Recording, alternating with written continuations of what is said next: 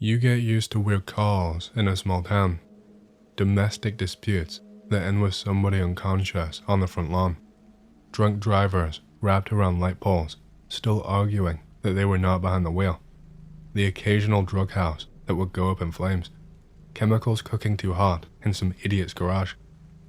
When you're a firefighter and an EMT in the same place like this, you stop expecting normal. I worked that same district for most of my career, a loose patchwork of 4 towns, too small to have their own full-time fire departments. So, that meant we handled everything. Fires, crashes, medical calls, missing hikers, even livestock stuck in ditches. You name it, we did it. We were stretched far too thin, but somehow, we would always make it work. At least, most of the time. The worst ones were the calls in Dayton. It was the furthest town from our district. I would say about 15 miles out, mostly farmland and dirt roads.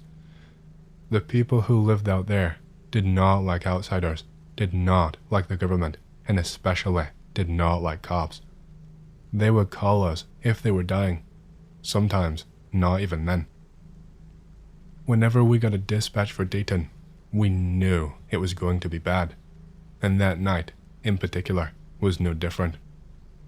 I was about halfway through a 48-hour shift, catching a couple hours of sleep in the dorm when the phone rang. I barely even heard it, but the shift captain's voice cut out through the haze. Got a medical in Dayton. I groaned, sat up, and rubbed my face. What kind? Self-inflicted injury. Older woman. Might be an attempt to take her own life. Might not. No police on site. The last part made me pause. No police. Just us. Well, that's not normal. Usually, if it was suspected that someone took their own life or a violent injury, law enforcement would already be there. Something about that felt off. Still, a call is a call. I got dressed, grabbed my gear, and met the rest of the crew inside the bay. We took one of the engines and the ambulance just in case.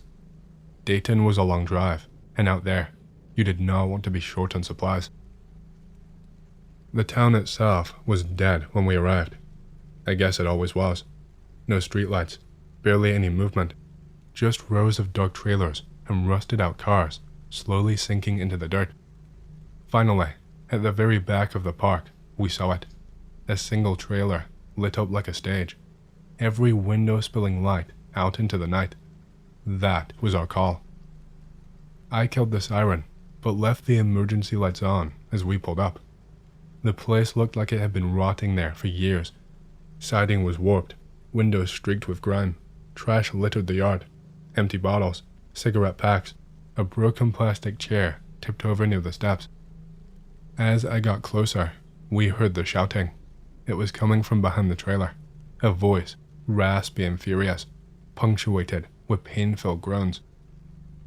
I exchanged a look with one of the other EMTs.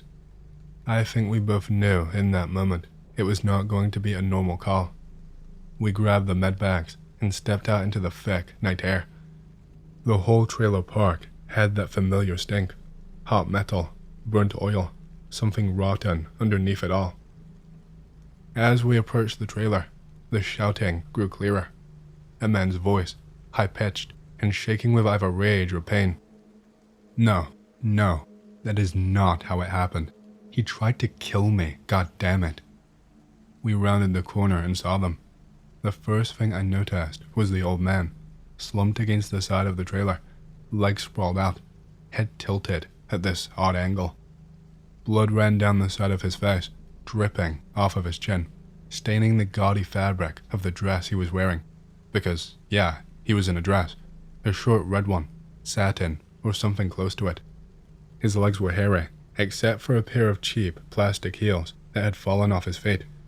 His face was caked in smeared makeup, lipstick slashed across his cheek like a wound. Then the next thing I noticed was the younger guy, had to be in his mid-30s, standing just outside the back door of the trailer, one hand still gripping the doorknob. He was breathing heavy, shoulders rising and falling. eyes darting from us to the old man, like he was not sure if this was all real. His knuckles were raw. He had been hitting something. The old man's voice cracked when he saw us. "Oh, thank God. Thank God somebody is here. You got to help me." I took one cautious step forward. "We're here to help. What happened?" The younger guy spoke. He fell. His voice was flat, almost rehearsed. Hit his head. The old man just let out this sharp, bitter laugh. Phil, you son of a bitch. You tried to kill me. He's lying. He's got a hammer." We all went still. The younger man's face twitched. "Sir," I said carefully, "do you currently have a weapon?" The younger guy let go of the doorknob and turned back inside without another word. A second later, we heard the rattle of a drawer sliding open, and that was all I needed. I grabbed the radio clipped to my vest and hit the button. "Dispatch, we need police backup to our location immediately. Possible assault, possible weapon." The rest of my sentence was drowned out by the sound of the screen door slamming open. The younger man stepped back outside, holding a hammer in one hand and a pistol in the other. I think the world just shrank at that moment. The soft click of the gun's safety being switched off and hearing that old man shriek, "He's going to kill me. Do something." We backed away, slow and steady, putting distance between us and the trailer.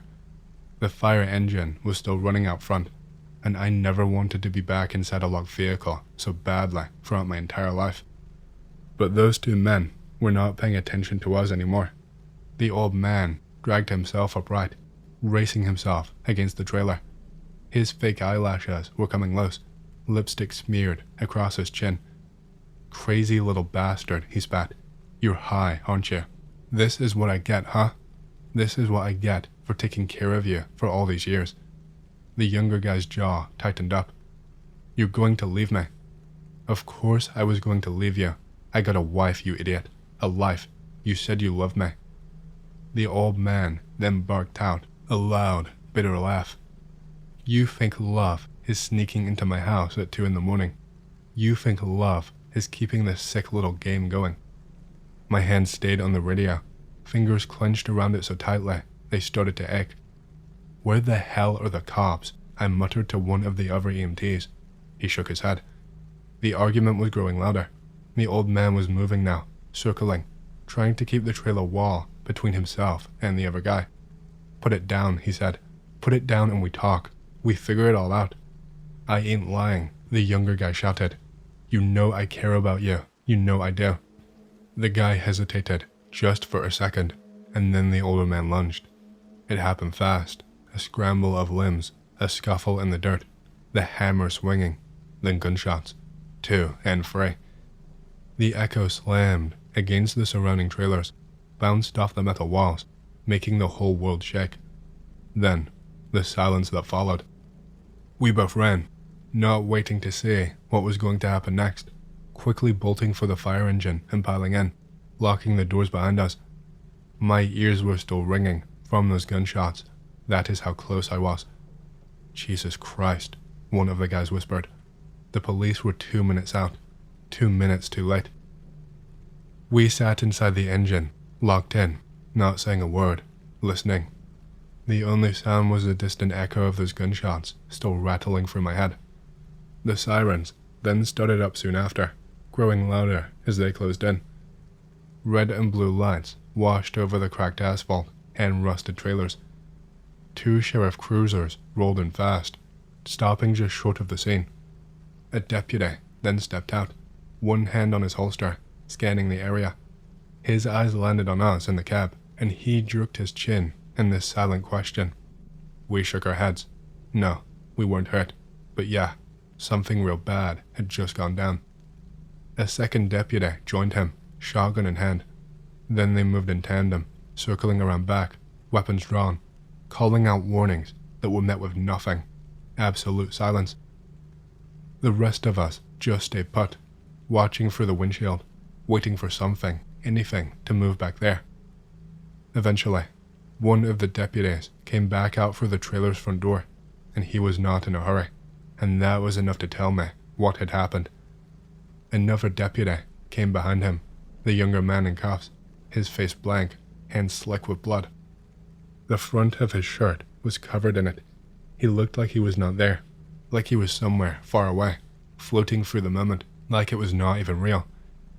They stuffed him in the back of the cruiser, and he did not even resist, did not say a word. The sheriff himself arrived not long after, and more units rolled in as the minutes tickled by. Then a coroner was called, and finally, we were given the all-clear to step out. The paramedics went in to confirm what we already knew. The old man was dead, shot twice, once in the chest and once in the stomach. The hammer was still in his hand, a pitiful, last-ditch weapon that had failed him.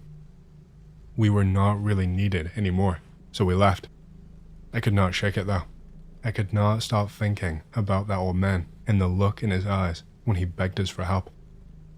Over the few weeks that followed, I started hearing more about the details the cops had pieced together, dug into that old man's life, talked to his wife and the neighbors. He had obviously been living the secret life, meeting with that younger guy in secret, slipping away in the dead of the night to play house in a trailer, while his real wife worked overnight shifts at the hospital. They met online, some kind of forum. It had been going on for months, a sick little game between the two of them, until the old man had finally said enough was enough. His wife was getting suspicious. It had to end. The younger guy did not take it well. They found drugs in his system, the ones that make you erratic and paranoid, the ones that make you think that you've got nothing left to lose. He was sent to a county over, locked away for good. In that trailer, they gutted it, hauled the whole thing off, and left that lot empty. If you drive through that trailer park now, you would never even know it had been there. But I know, and we left him there, and I don't know if I will ever forgive myself for it. Night shift paramedic anon, clocking back in. Someone asked for the story I posted a while back, so I figured I would retype it for you guys, and maybe have some more fun telling it. I absolutely guarantee the truthfulness of the story. B young night shift EMT, several years ago, have not yet ascended to paramedic. Working for a private ambulance service in a major US city, mainly hauling chunkers to dialysis or home from the hospital. Naively believe that I've become fully hardened to the horrors of obesity, my soul still full of hope. Assigned to the bariatric ambulance for the day, working with two of my regular partners, S&R, enjoying some burritos in the back of the rig with the boys after a series of rapid-fire calls. Talking shit about some of the patients we've had, strong bro energy. Our radio gets an alert. We are tasked with taking a 60-something-year-old woman home from the hospital. Call detail list weight is over 100 kilograms. No other details provided. As we arrive to the hospital, I take out the tiger balm I keep in my pant pocket, smearing a fat stripe across my surgical mask before passing it around. R follows my lead. S declines. S is a proud, tough guy. Wheel our stretcher through the ambulance bay doors and head towards the ER room. Start noticing the nurses. They look at us, then down the hall towards our patient's room, before looking back with pity in their eyes. The bad vibes in the ER seem to thicken as we approach. We pull the gurney up alongside the nurse's station for our section of the ED and tell the attending nurse who we are there for. A visible wave of relief flashes across her face, one more red flag. She starts pulling together the paperwork and asks the question that drives home just how fucked we are. So, did they tell you about the roaches? All three of us look back and forth amongst each other, not wanting to believe what we just heard. The nurse sees our shock and lays out the situation for us. The patient arrived at the hospital a day prior for a leaky biliary drain and additional complaint of chest pain while in the hospital. If you aren't familiar, a bilial drain is used when bile blocks up its ducts and backs up into the liver. Looks a lot like jaundice. In extreme cases, a port is inserted so excess bile can drain into a bag outside the body. and it is exactly as gross as it sounds. When patient arrived, she had with her a walker and a trash bag filled with seemingly random shit. Peanut butter, a bottle of sriracha, snack foods, magazines, random charging cables, and clothes. Literally all of it crawling with live fucking roaches. Roaches crawling out of the cushion of her walker. Appalling shit. Nurses wrapped all her things up in biohazard bags and taped it up as best as they could, quarantining the bags in the hospital room's bathroom. Get the full rundown of the patient's condition from the nurse.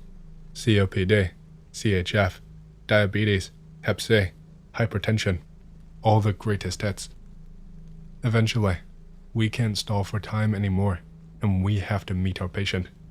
It is S's turn to lead the call, so we stack up behind him and enter the room to meet our new friend. Immediately assailed by the smell, the classic fat person stink of sweat, mildew, spoiled meat, and sweet yeast. If you've worked EMS, you will know the smell. Our call said over 100 kilograms. By my estimate, I would put her in the neighborhood of 150 kilograms. Patient is about 5'8" and has to be about 5 feet across, essentially a ball. Distinct white beard hairs on her chin, sweatpants coated in about a decade's worth of spills, wearing one of those night bonnet things. I can see the chunky dandruff clinging to the elastic. S greets the patient and introduces us while she stares back in silence, sizing us up one by one with her beady eyes sunken into her swollen face. About fucking time, she squawks at us, chins distinctly flapping in independent directions. I take the initiative to round up her roachy possessions as my partners try to calm her down and take her vital signs. Open the bathroom door, immediately noticing no less than 5 roaches on the floor. Collect biohazard bags from nurse and re-enter the bathroom. Working as fast as I can, I double bag as much of the shit as I can. I can hear my partners trying in vain to calm the patient who is ranting almost entirely incoherently. The only real identifiable words are her frequent cries of, "Oh Jesus, Jesus Christ." After what feels like an eternity, the belongings are stowed, and we manage to slide this human onto our gurney using a draw sheet, not because she can't stand, but because she refuses to try. As we leave the room, I see the nurse duck down behind the nurse's station to avoid the wrath of the Goliath under our care. She fucking refuses to sit still, flailing and wailing as it takes all 3 of us to safely load the gurney into the ambulance, her screeches of "Oh Jesus" only increasing in volume. Eventually, we get her loaded and R and I hop up front, knowing that the worst is assuredly yet to come. 20 minutes of driving across some of the bumpiest, roughest, most pothole-infested roads in existence. Every bump now leads to more screaming, more wailing, more "Oh Lord Jesusing." I'm driving, and by the end of the drive, I have seriously considered just barreling the fucking rig into oncoming traffic to escape the noise. Arrive to her apartment complex, some sort of grimy senior living center. People sitting on milk crates, drinking on the sidewalk. When we get out of the truck, one yells, "The fat bitch is back," and I suppress the urge to laugh in the patient's face. This is pre-COVID, but I still carried an emergency N95 for this kind of thing. I put it on. Street is all kinds of fucked up and tilted. This, combined with her inability to not fucking flail, almost makes us almost drop her on the way out of the ambulance, but we get it eventually. Thank Christ, the shithole of a building has an elevator, but it can't fit us all. I take the patient's keys and walker and go up first to get the room ready. The room has a sort of antechamber. You unlock the first door and enter a small foyer with 2 doors leading to 2 different studio apartments. Open the first door and set foot in the antechamber. Immediately realize my foot is stuck to the floor. The floor of the room is coated in puddles of some unidentifiable slime. I see roach traps filled with dead roaches, but still live ones scurrying around as well. The wave of stench has hit me, the fat person musk mingled with shit and rotting food. It punches through my tiger balm-laden surgical mask as well as the N95 underneath. Fuck it. She can take it from here, but I am not opening that apartment, so I unpack a walker and wait for the others to join me. My partners make it over to me, and we essentially haul the patient off the gurney and onto her walker, because she is perfectly capable of walking, she just refuses to. As she struggles to her feet, she ends up pushing up against me, and I feel a wetness on my pants. I look down and realize that her bilial drain bag, the bag that's been filling with her excess fucking bile, is leaking from its drain port. My fucking pants are now damp with bile from this woman, and I have to fight back the sudden and violent urge to vomit. As soon as she is off our equipment, S basically forces her to sign the transfer of care form, legally releasing her from our care. The fucking nanosecond that form is signed, S is gone. The smell has been getting to him the entire time, and he says he vomited in a planter as soon as he left the building. R and I are getting all the gurney belts squared away as our patient waddles into her dark apartment. We spin the gurney around and are about to head down the hall when the beast begins to wail inside the apartment. She can't get her oxygen to work. I am looking at the door, but R has already taken off down the hallway. He is done. Hear the patient crying and wailing in helplessness, and I suddenly understand the difference between courage and fearlessness. Grab my tiger balm, pulling down my mask and smearing a gob of it right onto my nostrils. My eyes begin to water and sting. Steel myself with as much fortitude as I can summon, and I march through the puddle of slime into the stinking maw of the beast. At this point, it is about 10:30 p.m. and pitch dark. Temporarily devoid of vision, I feel my senses heighten. The great miasma of stench becomes a physical force in the air. I feel it swirling around me and fighting to break past the dam of tiger balm. While I can't smell the bulk of it, I can feel the thick soupiness of the air as my lungs refuse to accept it. Pull my flashlight from my pocket and try to figure out what the unholy fuck is going on in this room, my vision limited to a 3-foot wide beam. Scanning right to left across the room, I see her bed. Small black specks scurry from the flashlight's beam. I notice food in the bed. Some scattered French fries, open sauce packets, greasy wrappers from McDonald's. I pan left, looking at the floor. Soiled diapers with blatant feces, but that is not what catches my eye. Scattered across the floor are water bottles, all of them full of liquid, ranging from yellow to black. Some are leaking, and there are dread puddles on the floor as well. A split second later, I realize what I am looking at. This is bile.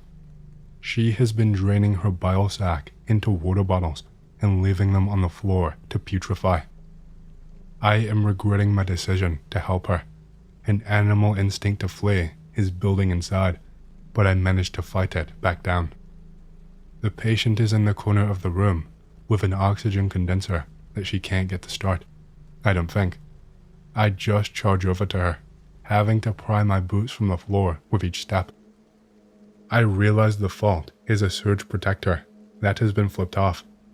I take a pen from my pocket and restart it, dropping the pen on the floor as it has now been soiled.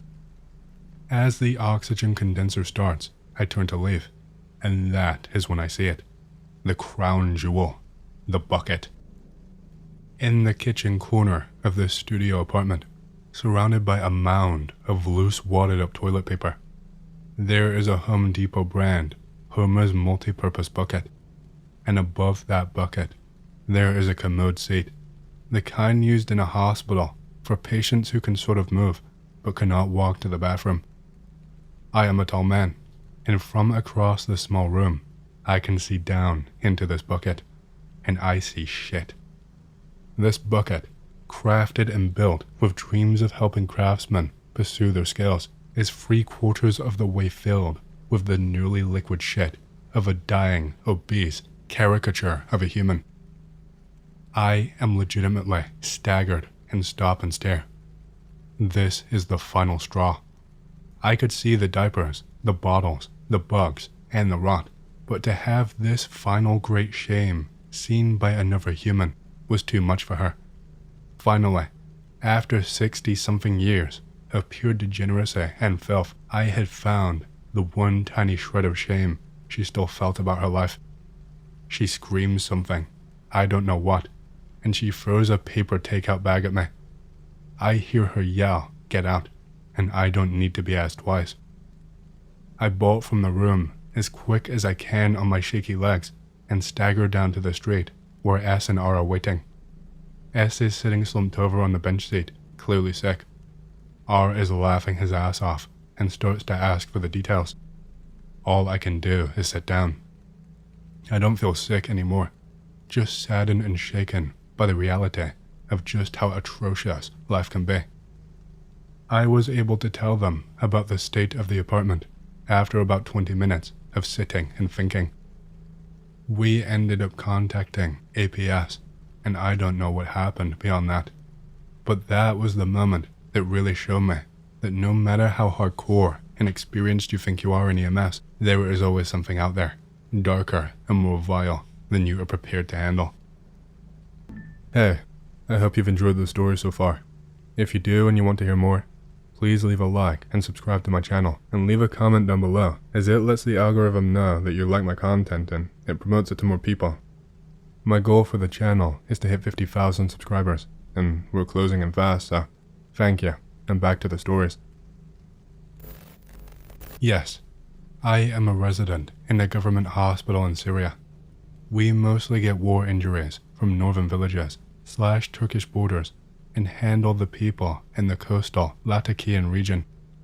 Couple of interesting stories, like the guy who had to walk all the way back from the Iraqi borders because his brigade forgot to wake him up. The guy with a bullet going through his temple and not affecting his septagon high ass, and the guy who doomed his squad because he threw a brick at an enemy drone for the lulz, giving away the position of their trenches. War drugs are a blessing. But the scariest one has to be that of a prisoner. They brought him after being in military police custody for a month. Now, non-Syrians do not realize this, but if you were caught by the MP, you are as good as dead.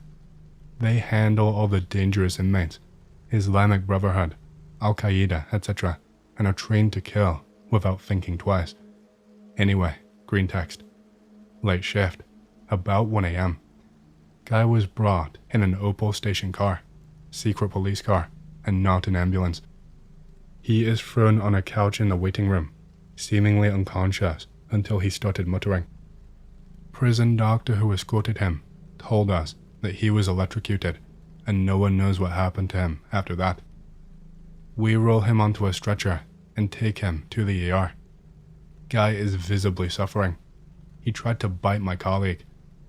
After a struggle, managed to sedate him. Guy is bruised and visibly tortured. No life-threatening cuts or stab wounds. Panic and run around looking for my tutoring doctor. Go back to the room. Everyone is visibly shaken. Friend tells me the poor fucker died. Go on with the routine, and then everyone goes back to whatever the fuck they were doing. Me and friend decide we will have a quick nap. This was probably the highlight of the day, and other residents would alert us if shit hits the fan. Wake up about 5 hours later. Talk to a resident who just came to the hospital. Tell him what went down last night. Says he is sorry. Offers me a cigarette. Go with him. We meet the guy in charge of the freezer. Says he did not find the body today. What the fuck? Tell him that's stupid, and he is obviously tripping. Guy is visibly disturbed / tired. Also joking about how such subjects can get him in deep shit. Ask around. The body is actually nowhere to be seen. Taboo subject to this day. Most people speculate that the secret police retrieved the body not to cause much fuss at night.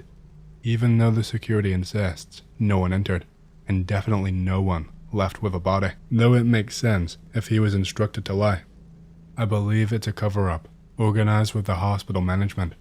Coincidentally, CCTV was not available. Color me surprised.